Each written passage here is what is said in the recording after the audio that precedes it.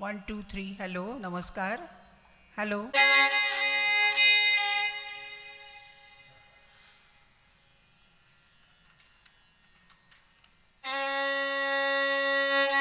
की ज्यांना शक्य आहे त्यांनी खाली पुढे येऊन बसलं तरी चालेल. रसिक हो नमस्कार. महाकवी ग दी माडगुळकर लिखित आणि युगनिर्माते संगीतकार गायक सुधीर फडके अर्थात बाबूजी यांनी स्वरबद्ध केलेलं व गायलेलं महाकाव्य म्हणजे गीतरामायण. यातलं पहिलं गीत 1 एप्रिल 1955 रोजी म्हणजे बरोबर 70 वर्षापूर्वी पुणे आकाशवाणीवरून प्रथम प्रसारित झालं होतं. 55 साली रेकॉर्डिंग तंत्रज्ञान आजच्या एवढं विकसित नव्हतं. पुणे आकाशवाणीचे सीताकांत लाड यांनी रामकथा गीतातून साकारण्याची कल्पना मांडली आणि ग दी माडगुळकर व बाबूजी यांनी ती प्रत्यक्षात आणली. गीत लिहून दर आठवड्याला एक गीत लिहून संगीत देऊन संयोजन करून एकाच वेळी गायक वादकांनी अतिशय कमी प्रॅक्टिस झालेली असताना लाईव्ह सादर करायचं होतं.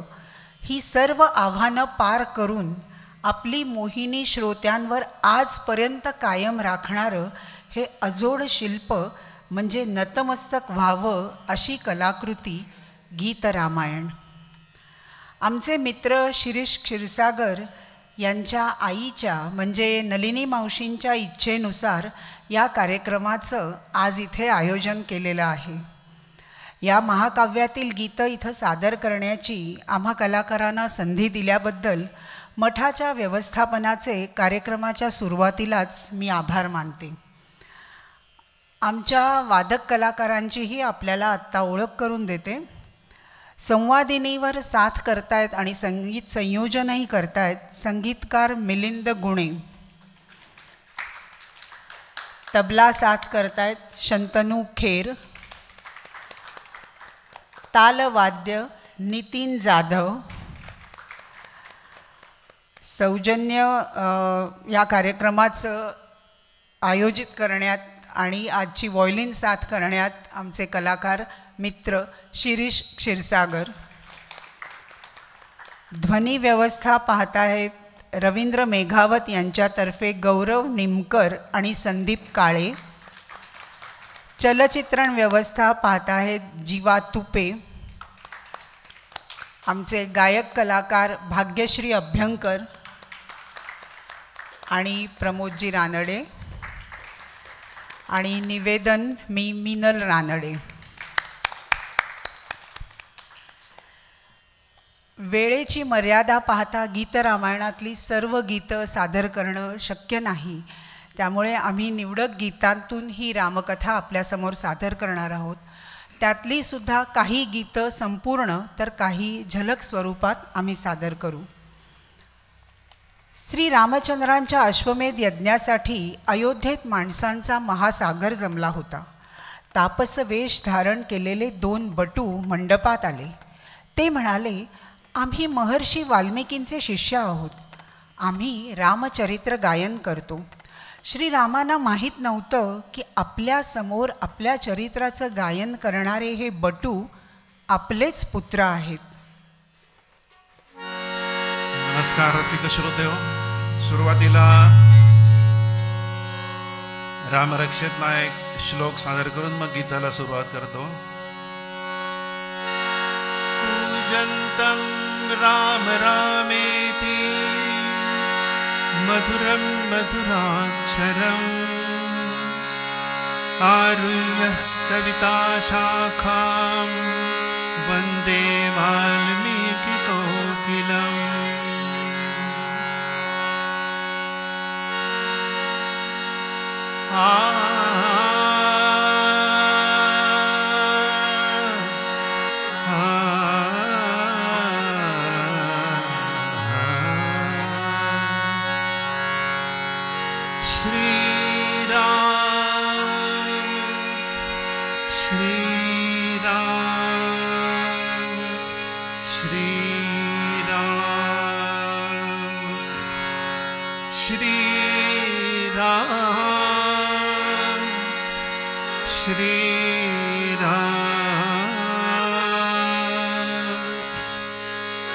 श्री राम स्वये श्री राम प्रभु ऐकती स्वये श्री राम प्रभु ऐकती कुशल रामायण गाती स्वये श्री राम प्रभु ऐकती स्वये श्री राम प्रभु ऐकती कुशल रामायण गाती कुशल रामायण गाती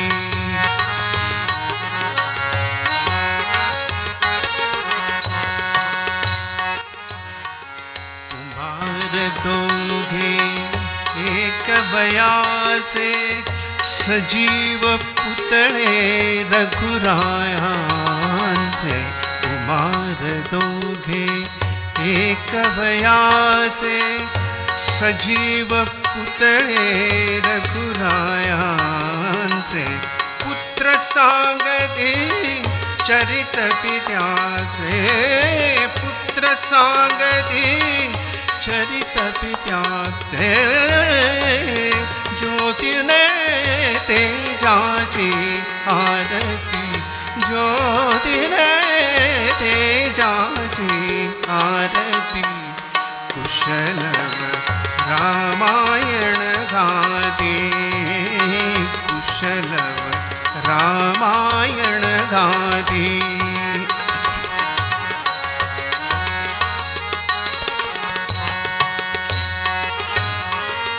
ते प्रतिभेच्या आम्रवनातील वसंत वैभव गाते कोकिल ते प्रतिभेच्या आम्रवनातील वसंत वैभव गाते कोकिल बालस्वराने करुणी किलबिल बालस्वराने करुणी किलबिल गायने ऋतुराजा भारती गायने ऋतुराजा भारती कुशल रामायण गाती कुशल रामायण गाती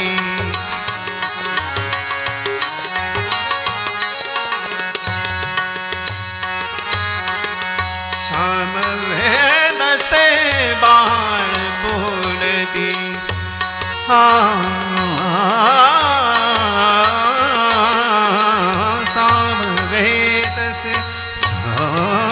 सामवेद से सामवेद से बाळ बोलती सर्गामागुण सर्ग चालती सचिव मुनी जन स्त्रिया बोलती सचिव मुनी जन स्त्रिया बोलती आसबे गाणी हो खळती आसबे गाणी हो खळती कुशल रामायण गाती कुशल रामायण गाती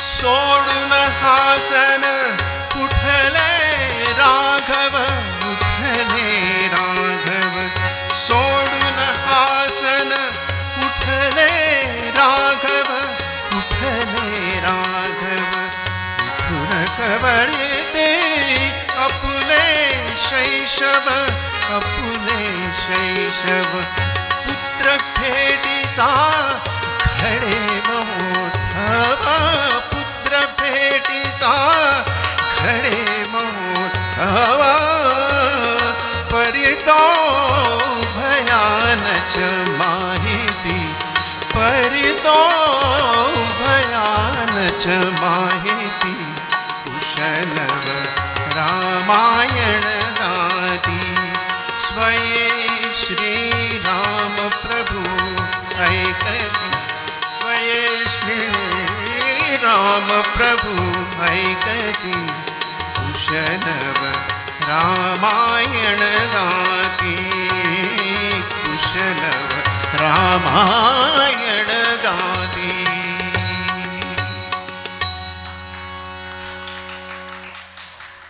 श्रीरामांच्या यज्ञमंडपात प्राणांच्या सर्व शक्ती कर्णांच्या ठाई एकवटून श्रोतेजन ऐकत आहेत.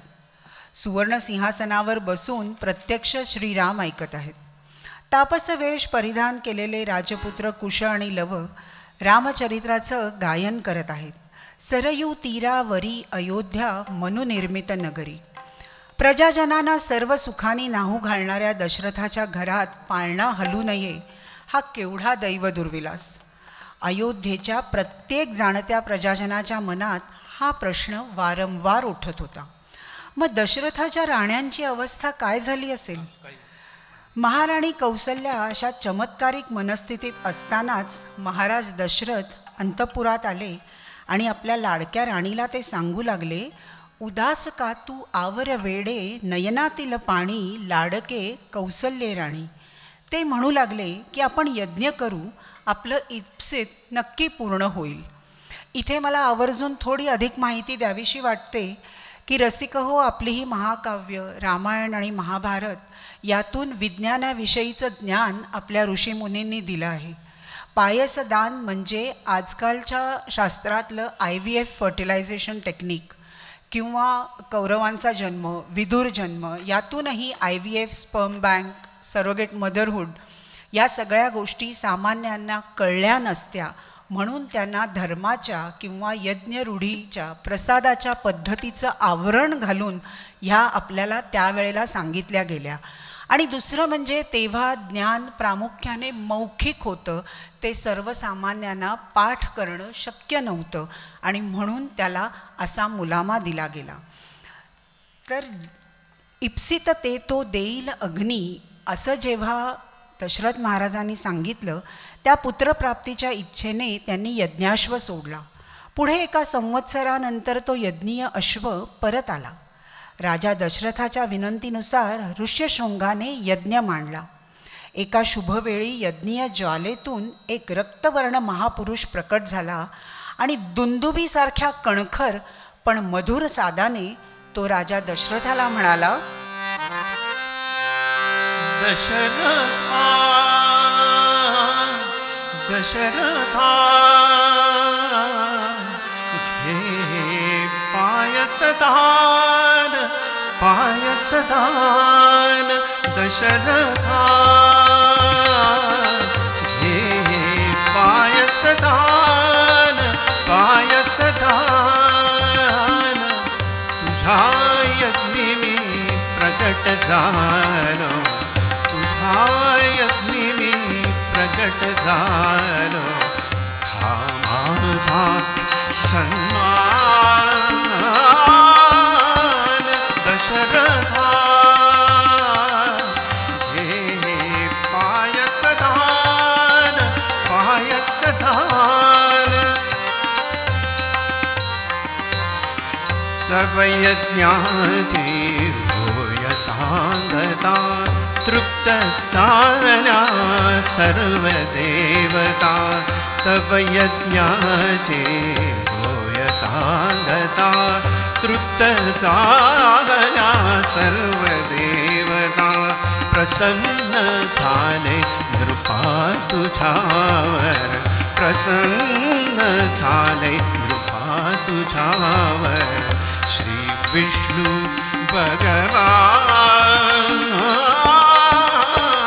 दशरथा हे पायसदान पायसदान. करात घेई सुवर्णस्थानी, ते राण्याना क्षीर आदली. करात घेई सुवर्णस्थानी, ते राण्याना क्षीर आदली. कामधेनुजा दुग्धा दुःखाहुनई कामधेनुच्या दुःखाहुनई पूजहिचे बलवान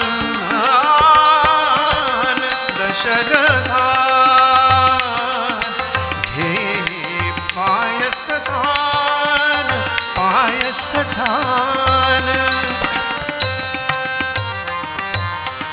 राण्या करतील पायस भक्षण उदरी होईल वंशारोपण राण्या करतील पायस भक्षण उदरी होईल वंशारोपण त्यांच्या पोटी जन्मा येतील त्यांच्या पोटी जन्मा येतील योद्धे चार महान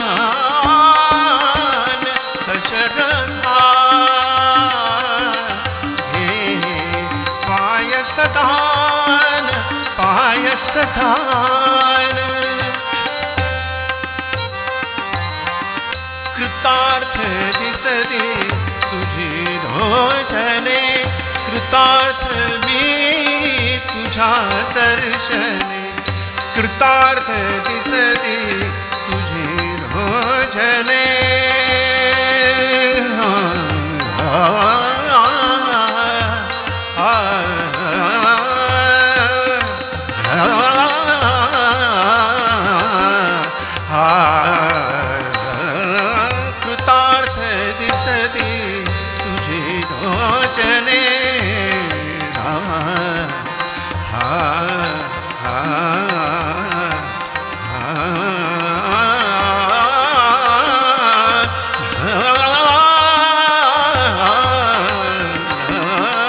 कृतार्थ दिसते तुझी रोचने कृतार्थ दिसते तुझी रोचने कृतार्थ मी तुझ्या दर्शने देहाज्ञा मज नृपा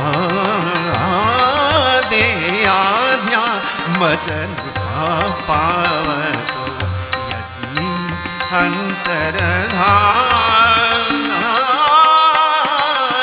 दशरथा हे पायसदान पायसदान दशरथा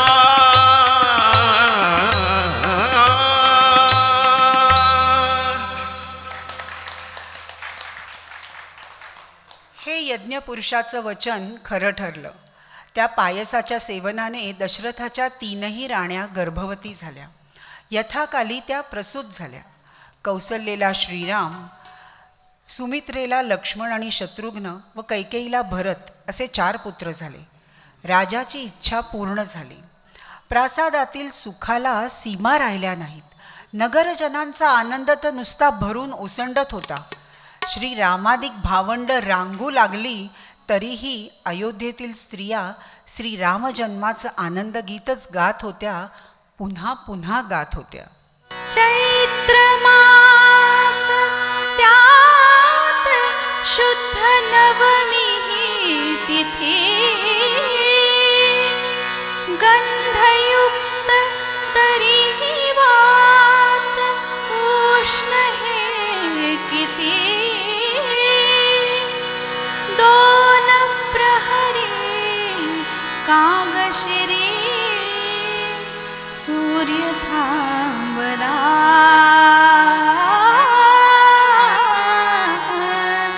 राम जन्मला ग सखी राम जन्मला राम जन्मला ग सखी राम जन्मला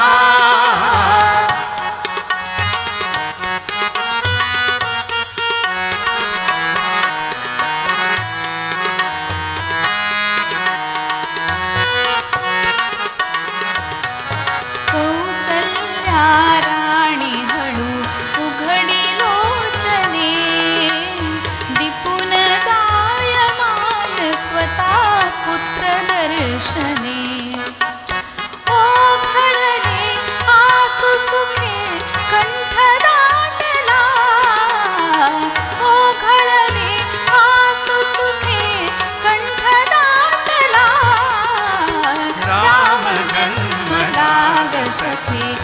राम जन्मला, राम जन्मला ग सखी, राम जन्मला.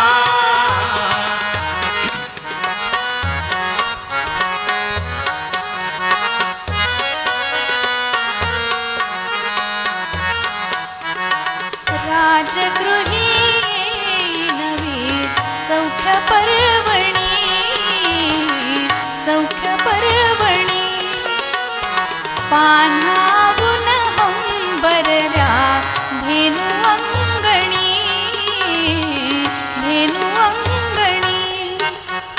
दुंदुभीचा नाद तोच धुंद कोंदला, दुंदुभीचा नाद तोच धुंद कोंदला. राम जन्मला ग सखी, राम जन्मला, राम जन्मला ग सखी, राम जन्मला.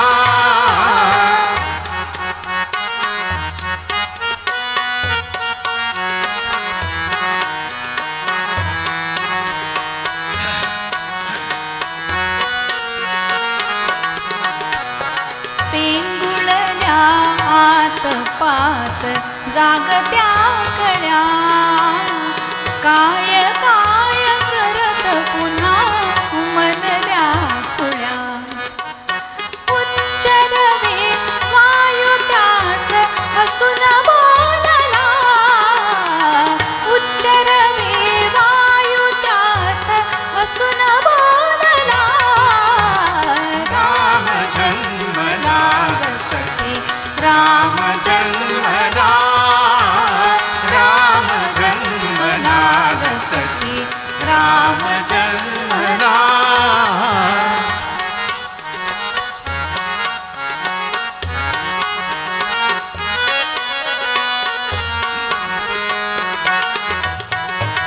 बुडून जाय नगर सर्व नृत्य गायनी, नृत्य गायनी. सूर रंग तालयात मग्न मेदिनी, मग्न मेदिनी. डोलतसे तीही जरा शेष डोलला, डोलतसे तीही जरा शेष डोलला. राम जन्मला ग सखी, राम जन्मला, राम जन्मला ग सखी, राम जन्मला.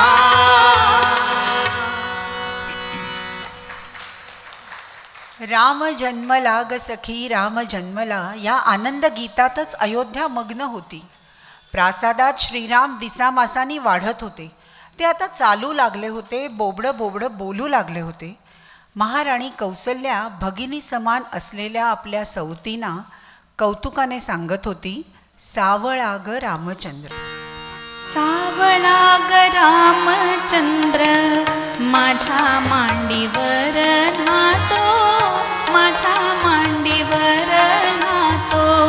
सावळा ग रामचंद्र, माझ्या मांडीवर नातो, माझ्या मांडीवर नातो. अष्टगंधाचा सुवास निळ्या कमळाना येतो, निळ्या कमळाना येतो.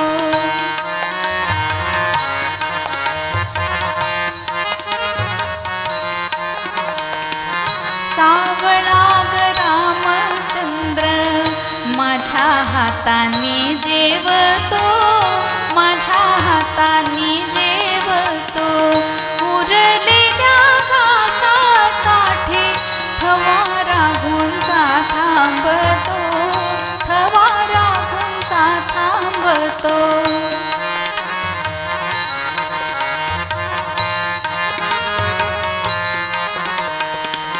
सावळा ग रामचंद्र, रत्नमंचकी झोपतो. सावळा ग रामचंद्र, रत्नमंचकी झोपतो. त्याला पाहता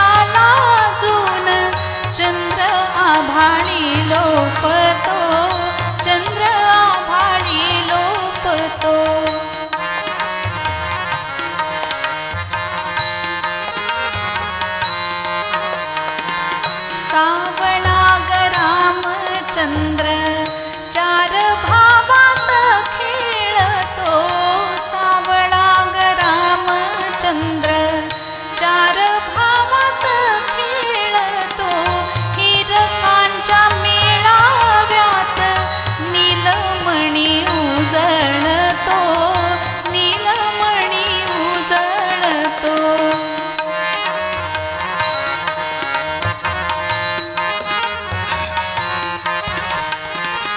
सावळा ग रामचंद्र उद्या होईल तरुण सावळा ग रामचंद्र उद्या होईल तरुण मग पुरतावर शेल देव कृपेचा वरुण देव कृपेचा वरुण देव कृपेचा वरुण देव कृपेचा वरुण. महाराणी कौसल्येचा सावळा रामचंद्र दिसामासानी वाढला. बालवयातच त्याने धनुर्विद्या आत्मसात केली. धार्मिक ग्रंथ अभ्यासले. आता तो राजसभेतही येऊन बसू लागला. त्याच्या समवेत त्याची लक्ष्मणादी लहान भावंडही निष्णात झाली. एके प्रसंगी राजा दशरथ पुत्रासह वर्तमान राजसभेत बसले असता महर्षी विश्वामित्र तिथे आले. राजाने त्यांचं आनंदानं स्वागत केलं आणि नम्रपणे विचारलं, मुनिवर्य, काय कार्य असेल ते सांगा, मी ते सर्वस्वी शेवटास नेईन. राजाच्या या भाषणाने अत्यंत हर्षित होऊन विश्वामित्र म्हणाले, तुझा पुत्र मना देई दशरथा ज्येष्ठ तुझा पुत्र मना देई दशरथा यज्ञ रक्षणा संयोग तोची सर्वथा ज्येष्ठ तुझा पुत्र मना देई दशरथा.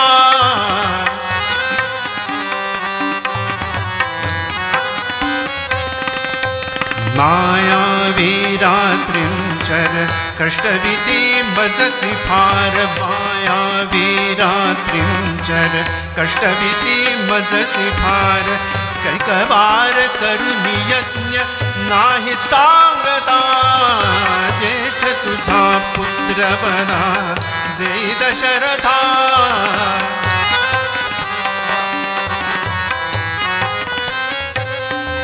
शाप कसा देऊ मी दीक्षित तो नित्यक्षमी शाप कसा देऊ मी दीक्षित तो नित्यक्षमी सोडतोच तो प्रदेश याग मोडता ज्येष्ठ तुझा पुत्र बना देई दशरथा.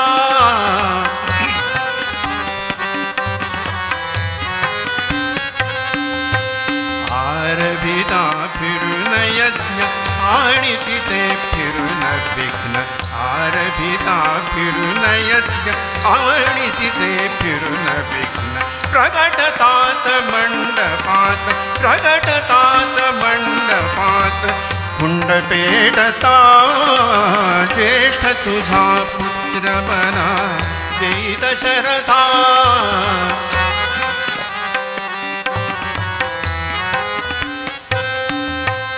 वेदीवर रक्त मांस फेकतात ते नृशंस वेदीवर रक्त मांस फेकतात ते नृशंस नाचतात स्वैर सुखे मंत्र थांबता ज्येष्ठ तुझा पुत्र बना देई दशरथा.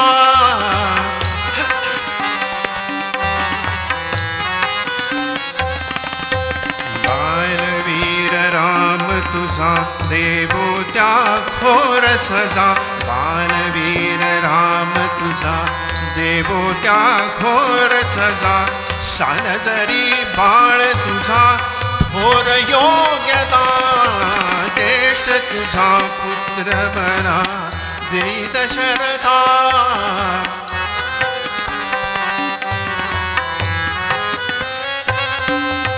शंकित का होसी नृपा मुनि मुनि मागे राजकृपा शंकित का होसी नृपा मुनि मागे राजकृपा पावरसी काय असा शब्द पाळता ज्येष्ठ तुझा पुत्र बना देई दशरथा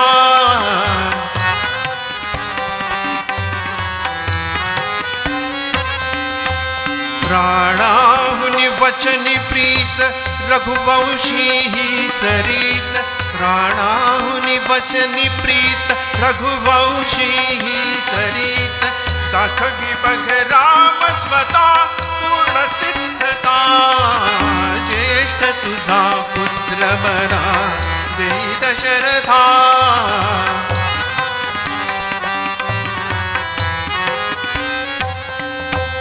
कौसल्ये रडसी काय भीरु कशी वीरमाय कौसल्ये रडसी काय भीरु कशी वीरमाय उभय वंशधन्य रणिपुत्र रंगदा ज्येष्ठ तुझा पुत्र बना देई दशरथा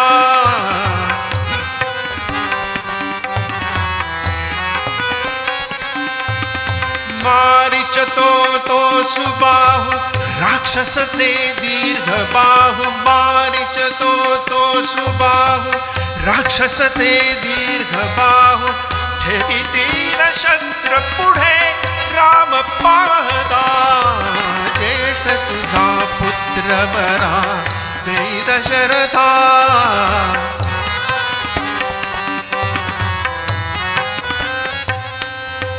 श्रीरामा तूच मान श्रीरामा तूच मान घेई तुझे जापमान येतो तर येऊदे येतो तर येऊदे अनुज मागुता ज्येष्ठ तुझा पुत्र बना देई दशरथा यज्ञ रक्षणास योग्य तोची सर्वथा ज्येष्ठ तुझा पुत्र बना देई दशरथा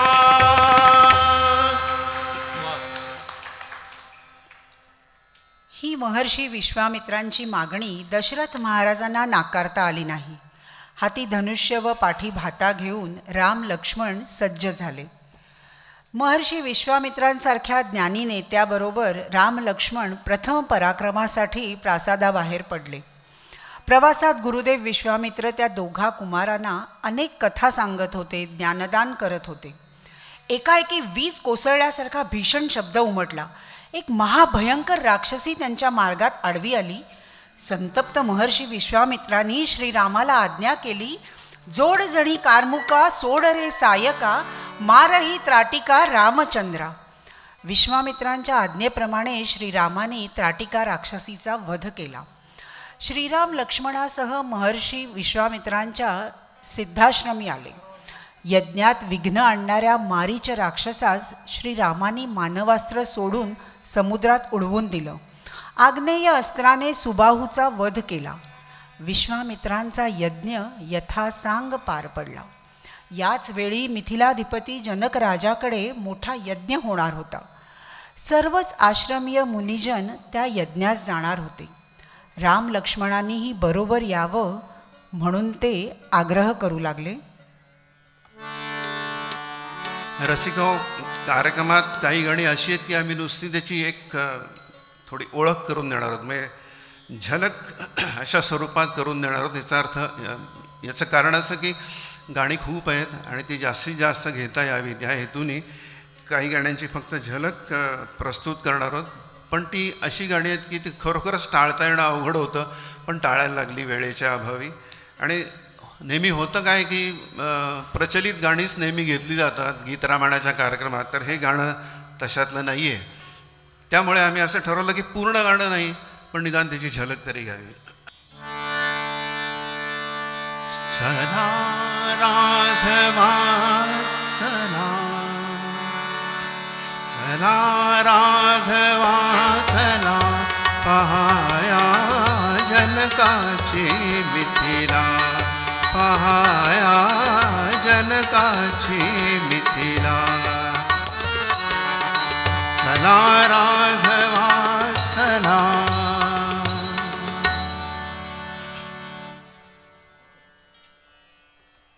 आपण झलक स्वरूपात हे गीत ऐकलं आहे, पण हा मुनिजनांचा आग्रह श्रीरामांना मोडवला नाही.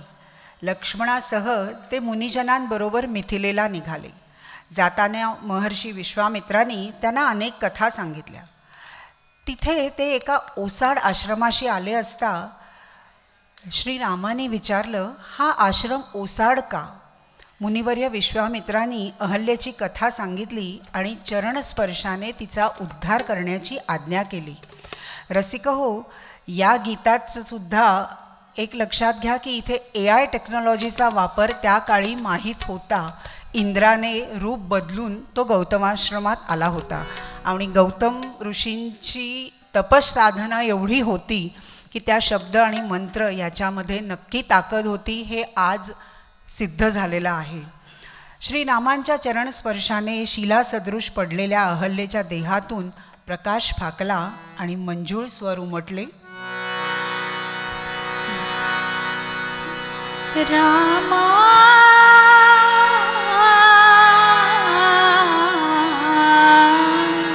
चरण तुझे लागले, आज मी शाप मुक्त झाले, आज मी शाप मुक्त झाले.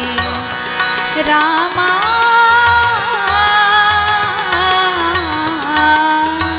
चरण तुझे लागले, आज मी शाप मुक्त झाले, आज मी शाप मुक्त झाले.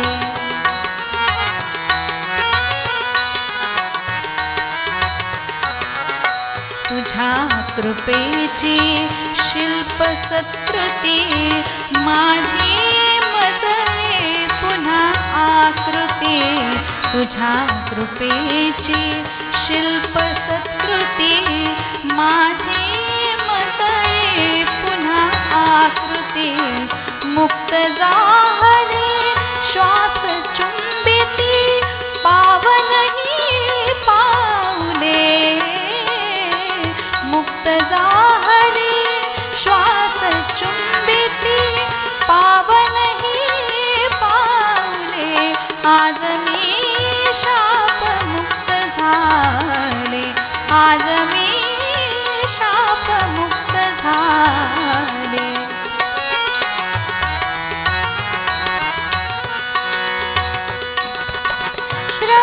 श्रवणानाये पुनरपि शक्ती मना उमगली अमोल उक्ती. श्रवणानाये पुनरपि शक्ती मना उमगली अमोघ उक्ती. उठ अहल्ये असे कुणीसे, उठ अहल्ये असे कुणीसे करुणावच बोलले. आज मी शाप मुक्त झाले, आज मी शाप मुक्त झाले.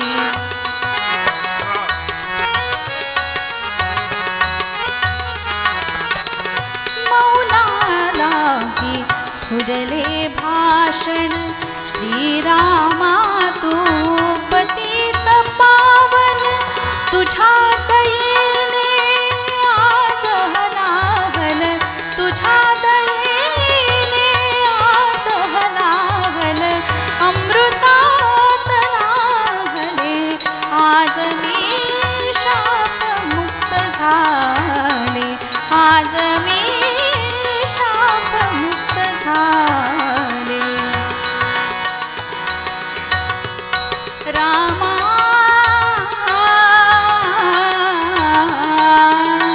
चरण तुझे लागले, आज मी शाप मुक्त झाले, आज मी शाप मुक्त झाले. सती अहल्येने कृतज्ञता व्यक्त केल्यानंतर श्रीरामाने गौतमाश्रमात थोडी विश्रांती घेतली आणि ते मार्गस्थ झाले. जनकाने त्यांचे अतिशय आनंदाने स्वागत केले. मुनिजनांसह आलेले दोघे कुमार हे अयोध्यापती दशरथाचे पुत्र आहेत हे कळताच राजर्षी जनकाच्या आनंदाला सीमा राहिली नाही. दरबारात आणवलेल्या थोर शिवधनुष्याला राम लक्ष्मणांनी प्रणाम केला. प्रत्यांच्या लावण्यासाठी ते धनुष्य वाकवू लागले. तोच वीज कडाडल्यासारखा प्रचंड नाद झाला आणि ते धनुष्य मधोमध भंग पावलं. ते लोकविलक्षण दृश्य पाहून जनकाला अत्यानंद झाला. आपली पुत्री सीता त्या महावीराला देण्याचा निश्चय जनकाने बोलून दाखवला. विश्वामित्रांनी ते मान्य केलं. यथाकाली श्रीरामाचा सीतेशी विवाह झाला. आपल्या भ्रातृकन्या अनुक्रमे उर्मिला, मांडवी व श्रुतकीर्ती याही जनकाने लक्ष्मण, भरत आणि शत्रुघ्न यांना दिल्या. अवर्णनीय समारंभ झाला. प्रथम पराक्रमासाठी प्रासादाबाहेर पडलेले राम लक्ष्मण आपल्या नववधूंसह अयोध्येला परत आले. ते आकाशाशी जडले नाते हरणी मातेचे स्वयंवर झाले सीतेचे स्वयंवर झाले सीतेचे स्वयंवर झाले सीतेचे स्वयंवर झाले सीतेचे स्वयंवर झाले सीतेचे.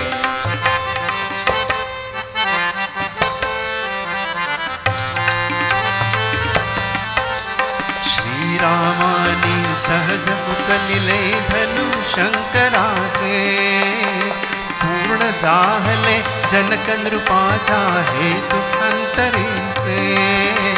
श्रीरामानी सहज उचलिले धनु शंकराचे पूर्ण जाहले जनक नृपाच्या हेतु अंतरीचे.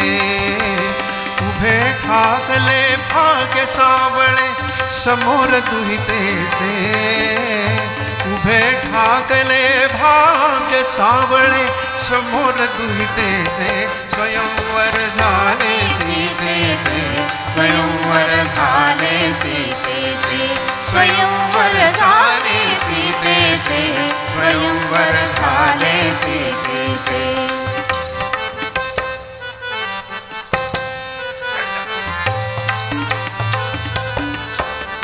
उंचावूनिया जरा पापण्या पाहत धीराई तडिता घाता परी भयंकर नाद तोच होई.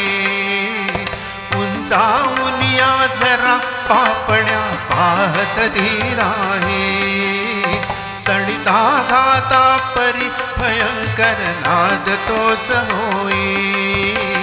श्रीरामानी केले तुकडे दोन धनुष्याचे श्रीरामानी केले तुकडे दोन धनुष्याचे स्वयंवर झाले सीतेचे स्वयंवर झाले सीतेचे स्वयंवर झाले सीतेचे स्वयंवर झाले सीतेचे.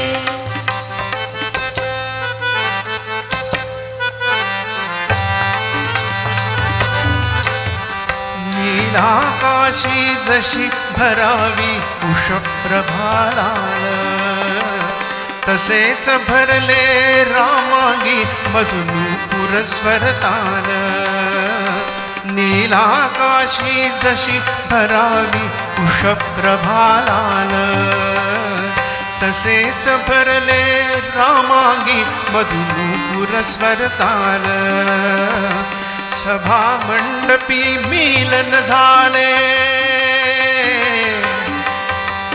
सभा मंडपी मिलन झाले माया ब्रह्माचे सभा मंडपी मिलन झाले माया ब्रह्माचे स्वयंवर झाले सीतेचे स्वयंवर झाले सीतेचे स्वयंवर झाले सीतेचे स्वयंवर झाले सीतेचे.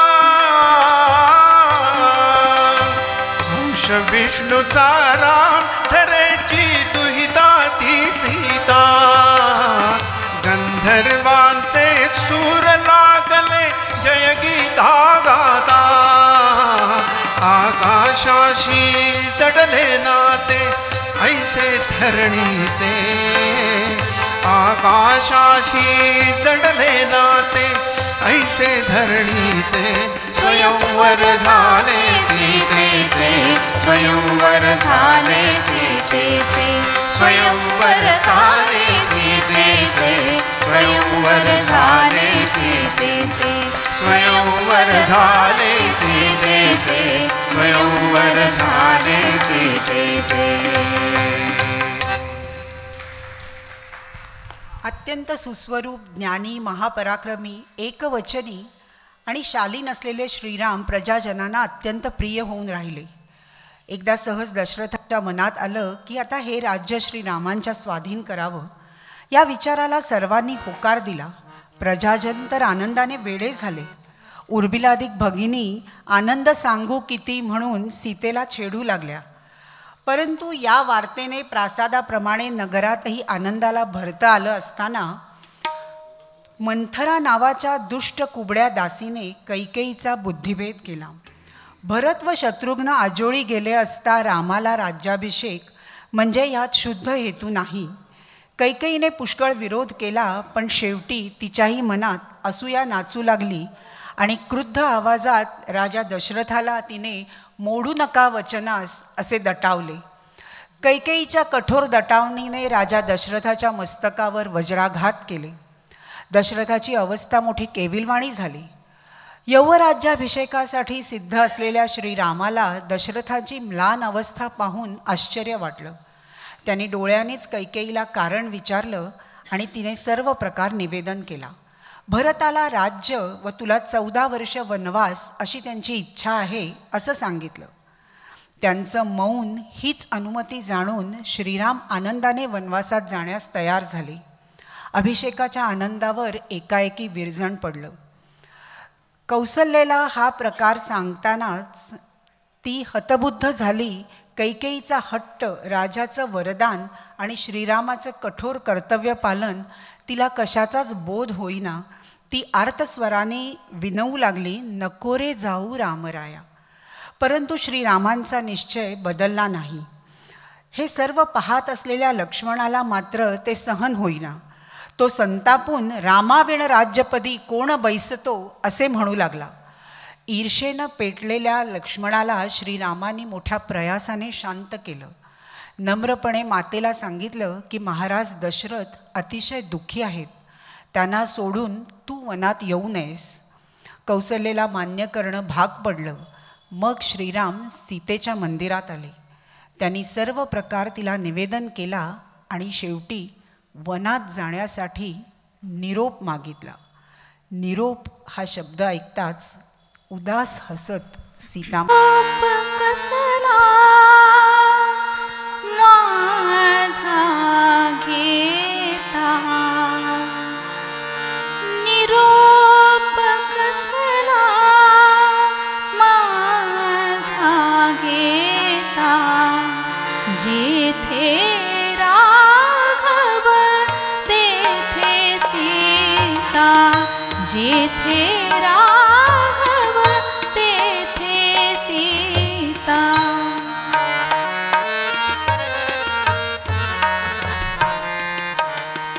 ज्या मार्गी हे चरण चालती त्या मार्गी मी त्यांच्या पुढती वनवासाची मला न भीती संगे आपण भाग्य विधाता जेथे राघव तेथे सीता.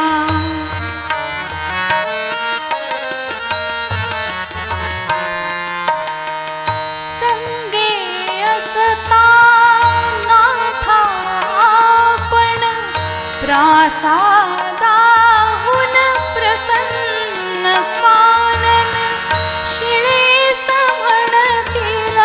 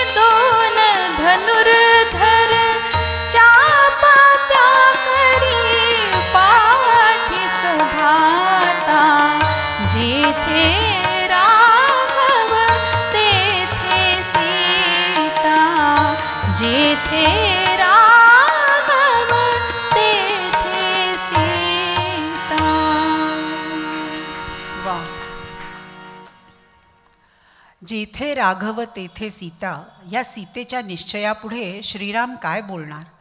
ते म्हणाले, सीते, तुझा निश्चय उभय कुलांना शोभणारा आहे. वस्त्रभूषण यांचं दान कर आणि सत्वर वनवासाला निघण्याची सिद्धता कर. श्रीराम, लक्ष्मण आणि जानकी तिघांनी राजवेश टाकून वल्कल धारण केली. सुमंत मंत्री रथावर बसला. रथापाठोपाठ सारी अयोध्या चालू लागली. अयोध्यावासी प्रजाजनांच्या दुःखाला वाचा फुटली. ते रामाचा रथ थांबवण्याची त्यांना विनंती करू लागले.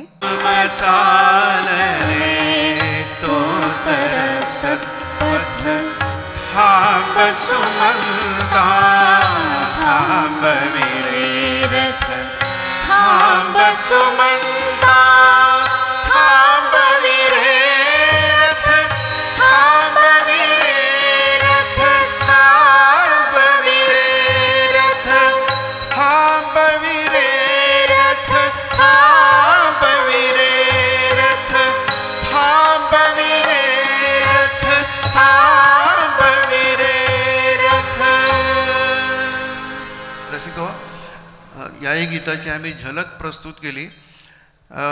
थोडी जास्त माहिती ही झलक भरून काढण्यासाठी सांगतो की मूळतः जेव्हा आकाशवाणीत हे प्रसारित झालं, बाबूजींनी संगीत दिलं त्याला, तेव्हा हे गीत समूह गीतात गायन झालेलं होतं, प्रसारण झालेलं होतं. पुढे जेव्हा बाबूजींनी त्यांच्या आवाजात सगळी 56 गीतं रेकॉर्ड केली, ध्वनिमुद्रित केली, तेव्हा एकटे बाबूजी हे गीत गायलेले आहेत. पण मूळ ज्यांनी ऐकलं आहे आकाशवाणीवरचं प्रसारण, ते त्यांनी समूह गीत या स्वरूपात ऐकलेलं आहे. अशी थोडीशी माहिती मला या गाण्याविषयी द्याविषयी वाटली. तोडी रागावरचं अतिशय करुण रसप्रधान गीत आहे. ही नगरजनांची आर्त प्रार्थना श्रीरामांचा रथ अडवू शकली नाही. त्या रात्री अयोध्येतील कुठल्याही घरी अग्नी प्रदीप्त झाला नाही. दिवे लागले नाहीत, अन्न शिजलं नाही. उदक नाहीसं झालेल्या समुद्रासारखी ती रघुनगरी भकास झाली. श्रीरामाने सीमेबाहेर गेल्यावर अयोध्येच्या दिशेला मुख करून अभिवादन केलं व नागरिकांना निरोप दिला. श्रीराम गंगातीरी शृंगवेरपुरास आले. निषादाधिपती गुहानं त्यांचं दर्शन घेतलं आणि अत्यंत भक्तीने आदरातिथ्य केलं. ती रात्र सर्वांनी एका इंगुदी वृक्षाखाली काढली. दिवस उजाडल्यानंतर गुहाने नौका सिद्ध केली. श्रीरामाने सुमंतास अयोध्येस परत जाण्याची आज्ञा केली. आपण सीता लक्ष्मणांसह नौकेत चढले. नावाडी वल्हवू लागले, लाटा आदळू लागल्या. गुहासह त्याचे नावाडी गाऊ लागले.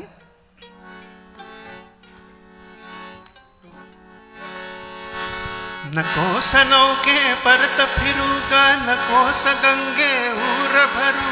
नकोस नौके परत फिरू ग, नकोस गंगे ऊर भरू. श्रीरामाचे नाम गातया, श्रीरामाला पार करू.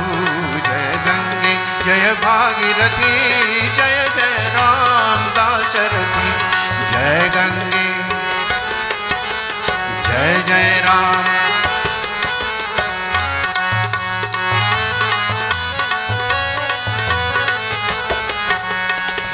दैवाची उलटी रेख, माथ्यावरचा ढळू मेघ.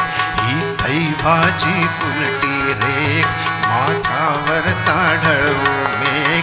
भाग्य आपुले आपुल्या हाते, आपुल्यापासून दूर करू. आपुल्यापासून दूर करू. श्रीरामाचे नाम गातया, श्रीरामाला पार करू. जय गंगे जय भागीरथी, जय जय राम दाशरथी. जय गंगे जय जय राम.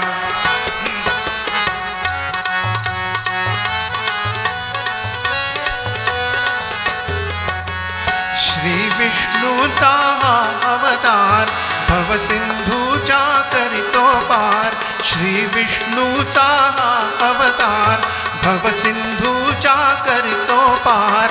तारक त्याला तारुण नेऊ, पदस्पर्शाने सर्वतरू. पदस्पर्शाने सर्वतरू. श्रीरामाचे नाम गात तया श्रीरामाला पार करू जय गंगे जय भागीरथी जय जय राम दाशरथी जय गंगे जय जय राम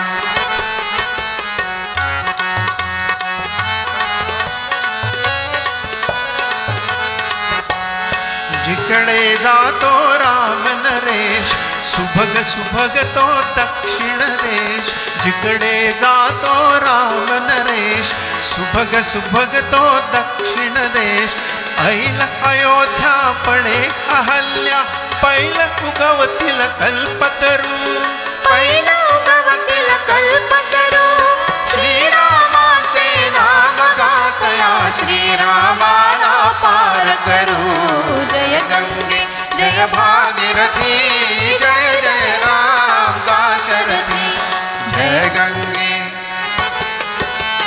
जय जय राम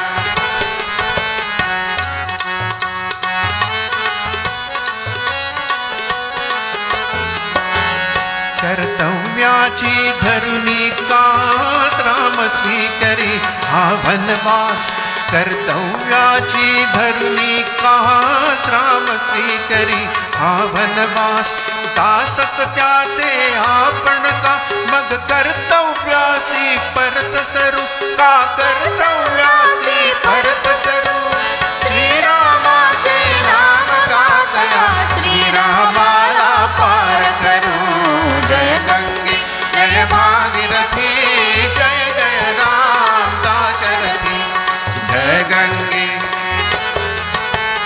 जय जय राम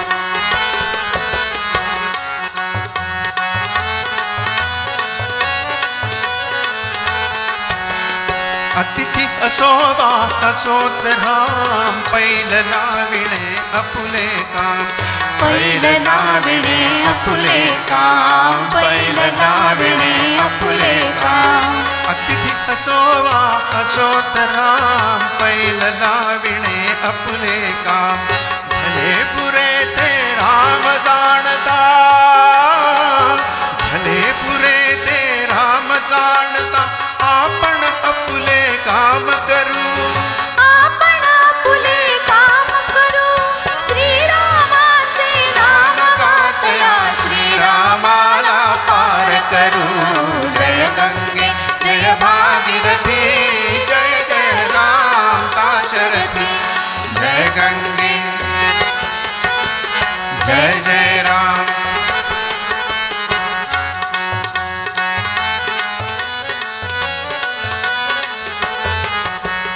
गंगे तुझा हा मंगलयोग भगीरथ आणि तुझा जनोग गंगे तुझा हा मंगलयोग भगीरथ आणि तुझा जनोग त्याचा वंश जनेसी तूही दक्षिण देशा अमर करू दक्षिण देशा अमर करू श्रीरामाचे नाम गातया श्रीरामाला पार करू जय गंगे जय भागीरथी जय जय राम दाशरथी जय गंगे जय जय राम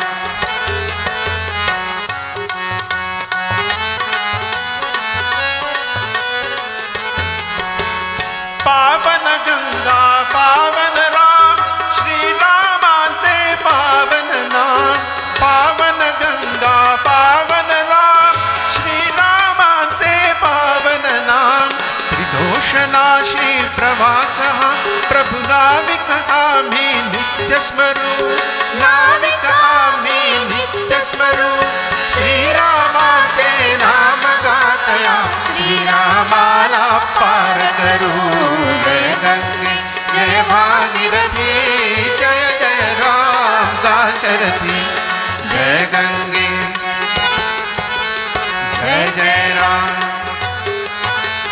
जय गंगे जय भागीरथी जय जय राम दाशरथी जय गंगे जय भागीरथी जय जय राम दाशरथी जय गंगे जय भागीरथी जय जय राम दाशरथी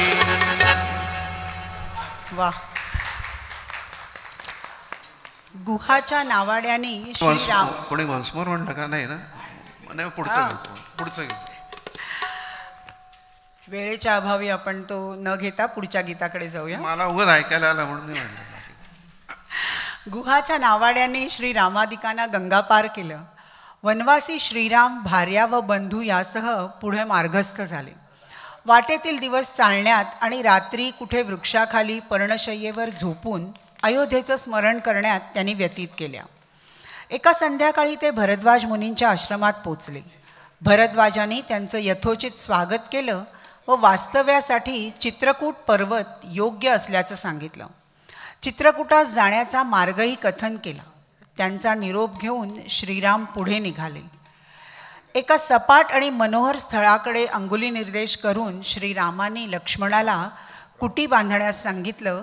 या गीतामध्ये ग दी माडगुळकरांनी इतकं सुंदर निसर्गाचं वर्णन केलं आहे की जेव्हा वेळ असेल तेव्हा संपूर्ण गीत जरूर ऐका. आपण इथे ते झलक स्वरूपात ऐकणार आहोत.